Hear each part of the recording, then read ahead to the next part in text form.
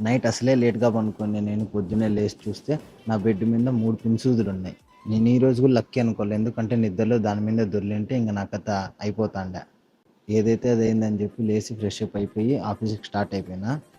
ఇద్దో ఇక్కడ కనపడిస్తుంది కదా! ఇదే మా ఆఫీసు.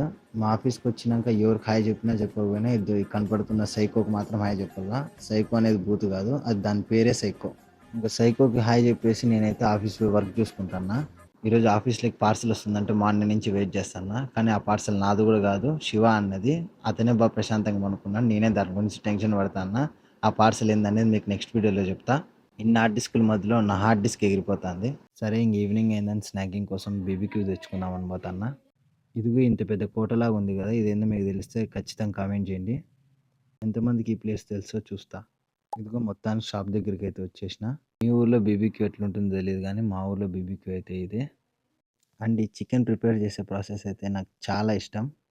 అండ్ ఇది పార్సెల్ చేసే స్టైల్ కూడా కొద్దిగా డిఫరెంట్గా ఉంది. ఫస్ట్ ఆ కడ్డీని పట్టుకొని ఇట్లా పేపర్లో పెట్టి గుంజి మళ్ళీ ఇంకో పేపర్లో వేస్తున్నారు. మొత్తానికి పార్సెల్ తీసుకొని అయితే బయలుదేరిన. నెక్స్ట్ వీడియోలో ఆఫీస్లోకి ఏం పార్సెల్ వచ్చిందో మీరే చూడండి.